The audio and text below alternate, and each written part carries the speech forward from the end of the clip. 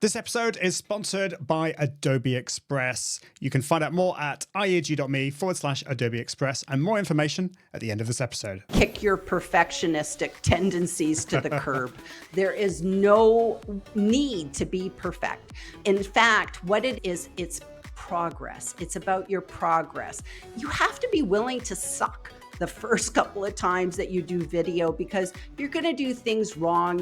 I love lives because it's disasters. It's not if, it's when. It's always when will it happen. So you always have to be prepared. Never try to be somebody who you're not. Be yourself and just be your best self. Hello and welcome to the Confident Live Marketing Podcast. I'm Ian Anderson Gray, and in this season we're talking about confidence and communication, and my guests are going to be sharing their confidence and communication journey so that you can get in front of the camera and share your story without getting really scared and worried that you're going to make a complete fool of yourself. Because let's face it, we've probably all done that over the years. I think I certainly have. I'm very excited to bring back Gillian Whitney, and it's great to have you on the show, Gillian. How are you doing? I'm excited to be here. Thank you so much for having me. It's an honor. It's great. You have been on the show before. You are a live stream strategist and coach, and you make video easy peasy. Easy peasy is your kind of name, isn't it? And you have a weekly LinkedIn live show. So tell us a little bit more about your LinkedIn live show. So I go live on LinkedIn every week at Tuesday at 10 a.m. Pacific time. Actually started my LinkedIn live show in Israel where I was going live at 8 o'clock at night. So it's always good to think of all the different time zones when you're going to start going live. And it's the LinkedIn Easy Peasy video, LinkedIn Easy Peasy. So basically the theme of the show is I have guests come on and we talk about how to make LinkedIn an easy peasy place to be. Love it. And you are, in your bio, it says you are a citizen of 4 countries. And I love it. You say contrary to any rumors, you're not a spy. We'll have to take your word for it, of course, on that one. But tell us a little bit, tell us about those countries and an introduction to how you got to where you are today. So I am a digital global nomad. I was born in Canada. I'm British born abroad because of my parents. I am an American, naturalized American citizen, and I'm an Israeli. And 5 years ago, I actually picked up with my husband and we moved to Israel, sight unseen, 6 suitcases and 2 little dachshunds. And we moved to Israel at the time of the pandemic. It was 2 months before the pandemic hit and we hit lockdown. So we're the only people to go to Israel and never see Israel because we were in lockdown. So we left after a year and a half and came back to the United States. And that was our journey. So now we're moving around the United States trying to figure out where should we live because we don't have any place. We're just digital nomads. So we met each other in the UK. You were speaking at the Uplift Live conference, which was all about LinkedIn. Your big thing is LinkedIn Live, which is awesome. So let's go back to the beginning, I suppose, when you first started thinking about video. Did you start with just regular video or did you just jump into the deep end and look at live? Because what I'm interested here is like a time when maybe you struggled with the idea of getting in front of the camera with confidence. Tell us a little bit about those early days. So my early days with video is because I come from a tech background. I was a technical writer and a computer trainer. I love helping people and showing people how to do things. So my early videos were Loom videos where you're like the little circle bubble and you share your screen and you show people how to do things. And I was doing okay with those, but I realized I had to step out of my comfort zone and go full face into the videos. And that was a real struggle because don't you have to be 20 and blonde and beautiful in order to do that? And I was really uncomfortable. And I remember my first video that I made, I picked up my cell phone and I think I must have made 40 takes before I could choose one. And I used clips so that it was Apple clips so that it would have captions and all those things. And I posted it to LinkedIn. And I remember somebody saying, you're too close, your nose looks too big. And somebody actually put #nose. And they put me up as an example of somebody with too big of a nose to do video. But I just kept going anyways. That's quite a difficult start. So you kept going. What was the turning point for you? Because obviously, like now, you're going live regularly. It's your business. How did you overcome that fear and that nervousness and that maybe lack of confidence at the start? So how did you go about doing that? And what part of that story is live video? I did video for a while till I could get comfortable with it. And I just continued to just make videos, always envisioning the person on the other side of the screen.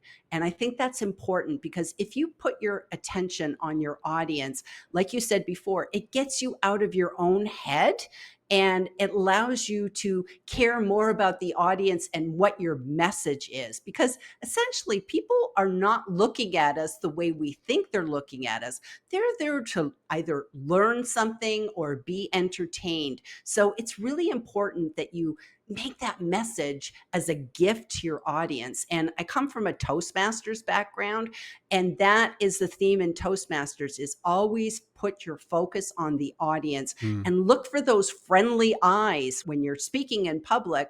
So I actually made like a little post-it note. I call him Lenny, and I put him beside the lens of my camera so that I could always have those friendly eyes to make me feel more comfortable. I love that. I think that's a great tip. Just focusing on the people behind the camera.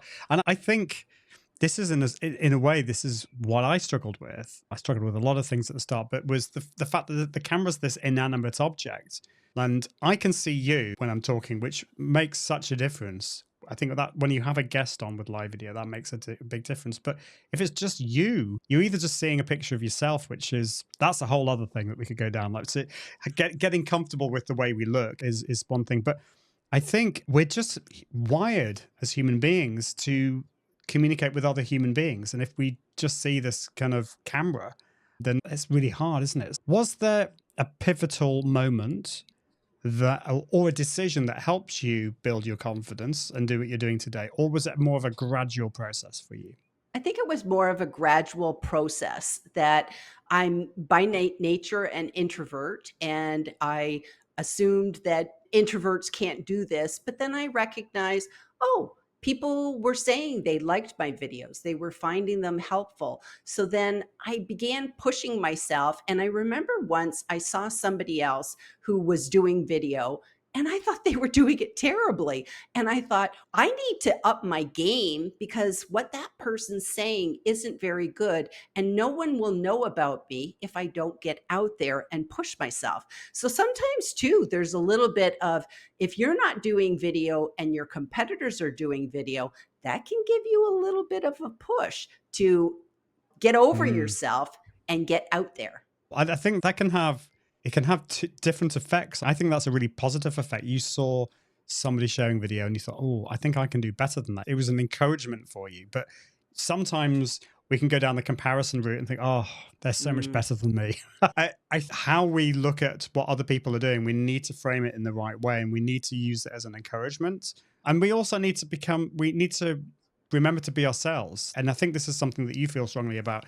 When you create video, when you go live, it's you and you embrace yourself. And the audience that come to watch you, they love you because you're not trying to be somebody else. Any thoughts on that? Because I think thinking about my own journey, that was a big problem, I think, because I'm like you, I'm an introvert and I was quite shy on camera to begin with. And I thought I needed to become someone else to begin with. I thought I had to become this kind of really over the top, vibrant person. I realized very quickly that wasn't going to work. But like, what are your views on that? I so agree. We have to be ourselves. And so when you're on video, if you're just doing video and you're not even doing live video, imagine your best friend. How would you talk with your best friend? Don't all of a sudden go into business speak or teacher speak or whatever that is. It's speak naturally the way that you do. Don't worry so much about your ums and your ahs. They will get better over time. That's why Toastmasters is so good. And just lean into what you do. If you laugh, smile, have a good time. I find with video, you have to have a little bit of extra energy because the computer is so flat. So we almost have to have a little bit of extra energy, which is hard for introverts. So you have to be kind to yourself afterwards and have some space. So I know when I do video or I go live, I give myself a break afterwards because I know I had to be on and now I can be off. So I think that's important as well. But yes, never try to be somebody who you're not. Be yourself and just be your best self. Love that. Yeah, I call this heightened authenticity because you want to be yourself, you want to stay being yourself, but you do have to put a little bit more energy behind it, I think. Otherwise, it can get a little bit flat and boring. And yeah, just I think the whole energy thing is really interesting because some people, some of us will get energized by from what we're doing at the moment. And I really enjoy this. I loving having you on the show. I'm really enjoying this conversation. But I do know at the end of this, I will be probably quite tired. And I found when I was doing live video regularly that I was in danger of getting burnt out because I was doing it too much. So I think you have to be aware of your own energy levels. You have to work that into your schedule and see how that works. And it's obviously something that you've thought a lot about as well. I wasn't planning on asking you this question, but I think it's a really interesting question. How do you work out the scheduling of your live show and the content creation, the video facing content creation, taking into account your energy levels as well so that you don't get burnt out? Well, first of all, I never schedule anything before my lives. So my lives are at 10 o'clock in the morning on Tuesday. That is blocked out in my calendar. I don't meet with clients. I don't do anything at all before my lives because I just have to be in the right zone and the right space. So that's one thing that I do. And then I also give myself time after the lives to come down. And I really believe strongly in comments and responding to comments. And so I make my goal that after the live, I have a nice cup of tea. That's my British roots. And I sit there and I address all the comments. And then that way, that allows me to come down and gear down after the live. That's great. And I think that I love the fact that you go in and you're commenting. And even from a strategic point of view, that makes sense because you're making the LinkedIn post that it becomes, you're extending the longevity of that, which is important. But also, it's just the right thing to do because Mm. you might be able to introduce people to people and answer questions and remind people that they can watch the replay. I love that. This is one thing that a lot of people who watch this show and listen to the show, which is a bit, I don't know what that says about my audience, but they like to hear disaster stories. So you might not have a disaster story, but I do. is there any kind of disaster or mistake on camera that was a learning moment for you? And what did you learn from that? I love lives because it's disasters. It's not if, it's when. It's always when. When will it happen? So you always have to be prepared. So probably my worst disaster, because there's been many to choose from, but my worst disaster was someone had commented that at the end of lives, it's awful. And they actually used me as an example, and it was okay. It was totally okay. And they said, when people just hit end broadcast, it can catch you and you're like, you're making the weirdest face. And they said, you really should have an outro at the end of your life so that there's a smooth transition at the end. And I went, that really makes a lot of sense. So I went ahead and I created a wonderful outro and I was all ready to go. And I had my guest and we did the live, we did the intro, we did the live, everything was great. And then I went and I hit the outro and it played and it was wonderful. And I was just sitting there and I was watching the video and listening to the music. And then it ended. And my guest was sitting there and I was sitting there. And my guest, through clenched teeth, said, I think we're still live. And I went, oh, and I just started laughing. And then, of course, I had to go hit the end broadcast. And it's always twice. And I had to hit it again. And it was like, we're really leaving now. It was just the funniest thing that happened. And I was going to go and rip it out afterwards and delete it. And my guest said, can I see it before you do that? And then I said, of course. And then I went, I'm going to delete that. That's real. That's what happens. And I left it. And I actually made a post about, yes, even after going live for a year, I was still making mistakes. And That's what happens. Love that. Yeah, it's just, I don't think it matters how long you go live. We're all going to make silly mistakes like that. I went live about a month ago, and I think I forgot what show it was because I have two shows. So I was like, "Welcome to the," and then I don't know what I said. Like one week, I'll probably forget my name. So there's so many moving parts, and I love the fact that you kept that up and you made that as a way to teach and to say, look, okay, it might be a good idea to plan these things out. But that's great. I love that. So you've mentioned a few times that you are an introvert. I'm a fellow introvert as well. So this is something I think I was interested in your view on this in terms of how does personality play a part of this? We've talked about energy levels. People can be introverts or extroverts or ambiverts. People can be shy. You can be a shy extrovert. Um, so, what are the kind of effective strategies for people's personality types? Maybe talk about your own, but also people that you have taught, because I'm sure you've taught loads of different personalities. So, how does that help? How do you manage that in order to be confident in front of the camera and to communicate really effectively? I'm a firm believer in 16 personalities. So the Myers Briggs, and I'm an Mm. INFJ. And I recommend everybody go to 16personalities.com, take the test, and find out who you are, because that allows you to just go, oh, I thought that was just because I was weird. No, it's not because you were weird. It's your personality. So you begin to learn, oh, I'm this kind of person and I'm that kind of person.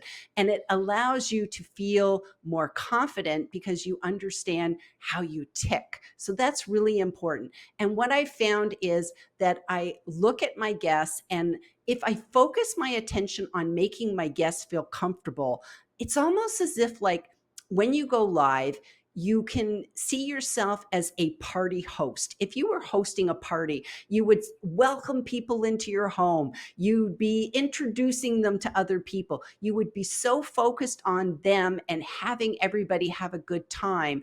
I think that allows your natural personality to come through. That if you make this a good experience for your guest, it allows you to be a little bit more confident as well. So, what would be your top tips to become more confident and in your communication, especially in front of the camera? If you could maybe share one or two tips so that people, they might already be going live, they might all be doing video, but they're just not happy. They know that there's something holding them back. The first thing is kick your perfectionistic tendencies to the curb. There is no need to be perfect. In fact, what it is, it's progress. It's about your progress. And just look at yourself, how far you come with each and every video. You have to be willing to suck the first couple of times that you do video, because you're going to do things wrong. Your tripod's going to fall over, all different things. I've made videos where I forgot to plug in my microphone and there's no sound. And I'm like, you do it again. I've had things where the dog came in and started barking. It's just part of life. So you just keep moving forward, and just know over time you will get better with everything. Nobody is a marathon runner the first day. You have to jog. Remember Rocky? It's like he was every morning, he could barely do it, but at the end he's like running up those stairs and he's doing it. That's what we have to have, that mindset that we have to put in the reps, put in the work, and over time we'll get better. But it's all about getting rid of that perfection.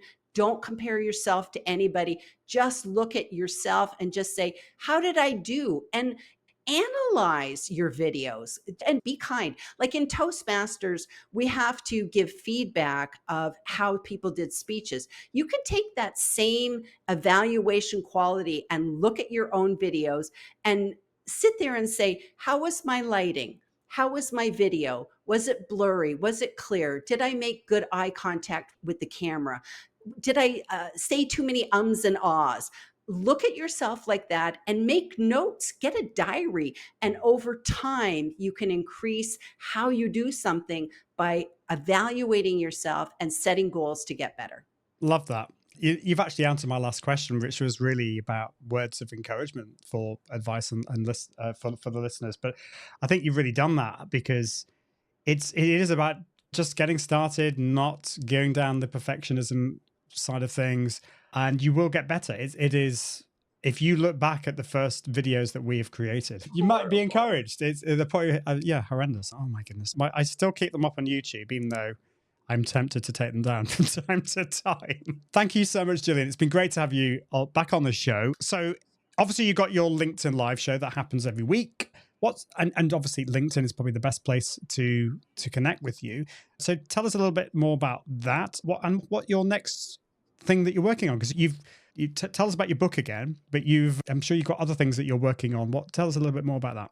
This is the book that I just released on Friday, which is LinkedIn Live Guest Mastery, which is all about building your brand and attracting more clients. And it's an easy peasy way to get into doing live streaming, because as a guest, you learn so much. So that's good. And then I just want to put a plug in for my previous book, which is How to Feel More Comfortable on Camera. This is like a really easy peasy read, but know that you're not alone. You're not alone, and that we just have to get started and get in, and know that people are cheering for you. We are cheering for you. Have an accountability partner and say, I want to do a video, and just say, be my accountability partner. And when that video goes live for the first time and you post it up on LinkedIn or Instagram or Facebook, ask your friends, go take a look at it. Let me know what you think, and recognize people are cheering for you. We want you to succeed. Thanks, Gillian. Some great advice. Do check out Gillian's books. Do connect with her on LinkedIn and watch her show. Thank you. It's been awesome to have you on. Really appreciate it. So before you go, I'd love to tell you a little bit more about Adobe Express, who is sponsoring this episode. I'm a proud Adobe Express ambassador, and I've been using it for years to help create my visual content. Now, if you're anything like me, you're looking for ways to spice up your digital content and also to make it really super easy and quick. And Adobe Express doesn't just make this possible, but it makes it fun and easy too. And Adobe Express can be your go-to tool for creating stunning social graphics, logos, flyers, banners, you name it, and doesn't look the same as what everyone else is creating. Imagine having a powerhouse that helps you transform basic visuals into eye-popping creations with just a few clicks. Sounds good? Well, let's dive in a little bit deeper. You get thousands of professionally designed templates to get your creative juices flowing. And if that wasn't enough, you can even create your own templates using the built-in AI tool. So you can just type in exactly what you want, and you can generate ideas and go from there. It's amazing. You've also got the ability to magically remove backgrounds, whether it's from an image or a video, convert images from JPEGs or PNGs, or switch up video formats using the quick actions. It's like having a mini design studio at your fingertips. And the magic doesn't just stop there. I've already mentioned some of the AI features in Adobe Express, but you have Adobe Firefly baked into Adobe Express, and it's getting better and better each time. You've got text to image generation, generative fill, so you can just remove or add objects from a photo. Working on a project with your team, well, you've got collaboration built into this, where you can seamlessly share and work on projects with shared templates and libraries. And you've got the amazing scheduler built into Adobe Express. You can schedule to Facebook, X, Instagram, LinkedIn, Pinterest, TikTok, and not just one of these per network. You can actually add multiple ones of these now. You also gain access to an endless array of Adobe stock photos, videos, and music, and over 20,000 licensed fonts. And you can even link with existing Photoshop and Illustrator files directly in Adobe Express and get them synced up, which is amazing if you're working with designers. Adobe Express works with QR codes, PDFs, images, videos, you name it. Well, why don't you just give it a whirl? Click on the link in the episode description, or just go to iag.me/Adobe Express and let your creativity soar with Adobe Express. That's it for this week. I'll see you very soon. We are out of time. Again, how did that happen? Time is this bizarre thing that I can never understand. But we are out of time. Do check out the podcast website at iag.me/podcast, where you can see and watch and read previous episodes. But until next time, I encourage you to level up your impact, authority, and profits through the power of confident live video. See you soon. Bye. Thanks for watching the Confident Live Marketing Show with Ian Anderson Gray. Make sure you subscribe at iag.me/podcast so you can continue to level up your impact, authority, and profits through the power of live video. And until next time, Toodaloo.